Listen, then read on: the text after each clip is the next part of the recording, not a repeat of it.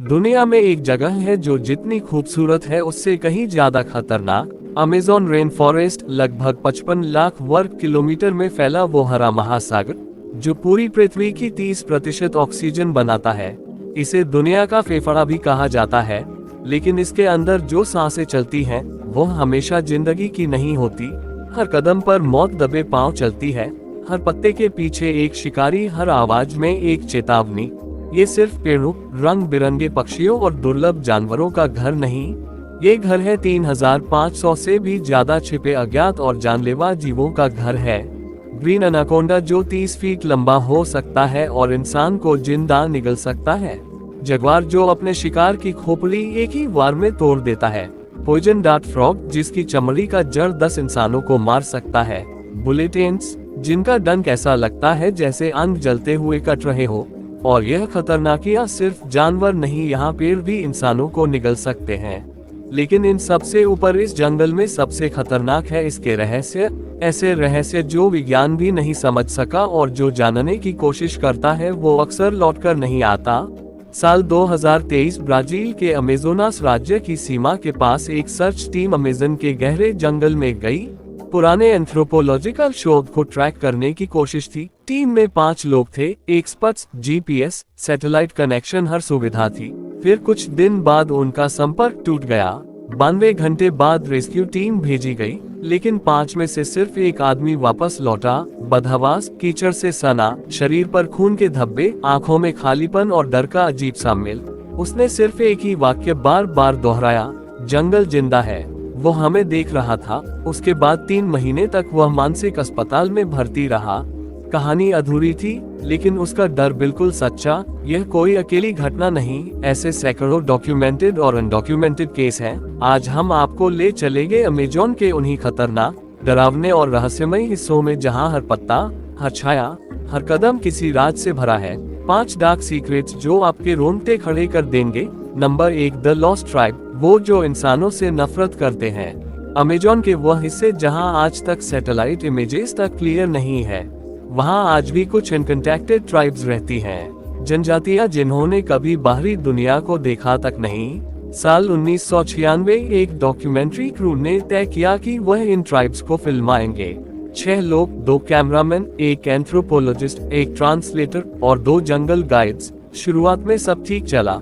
तीसरे दिन रात को ढोल की धीमी आवाजें, कुछ नजरें। चौथे दिन सुबह कैंप के बाहर जानवर का सिर और बांस के तीरों से बना चेतावनी चिन्ह। एंथ्रोपोलॉजिस्ट समझ गया ये वार्निंग है, लेकिन कैमरा टीम चाहती थी एक्सक्लूसिव फुटेज। और फिर सब बदल गया, संपर्क टूट गया। सैटेलाइट फोन डेड, 2 लोग लापता।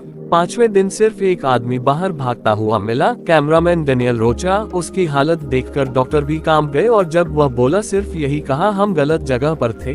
वो इंसान नहीं थे, वो जंगल के रक्षक हैं। बाद में जो फुटेज मिली वो आज भी रिस्ट्रिक्टेड है।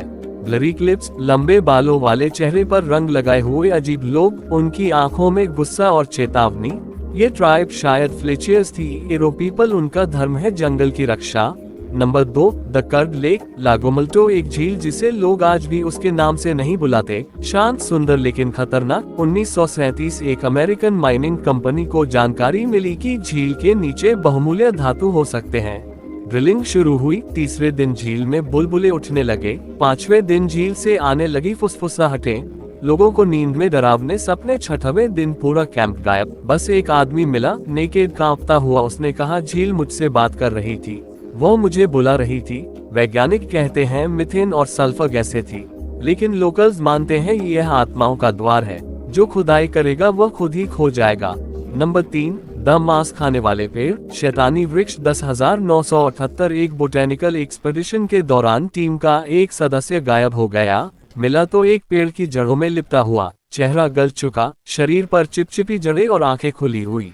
जांच में पता चला उस पेड़ की जड़ों में डाइजेस्टिव एंजाइम्स हैं जो मांस को घोलकर खींच लेते हैं। स्थानीय लोग कहते हैं ये पेड़ भूखे नहीं होते, बस जब अजनबी सीमा लांघे तो जागते हैं। अमेज़न में कुछ पेड़ हवा नहीं देते, सांसें खींच लेते हैं। नंबर 4, द वैनिशिंग विलेज, वो गांव जो जंगल निगल गया। गांव सैन फेलिपे, जनसंख्या 127। 1984 हेलीकॉप्टर से राशन भेजा गया।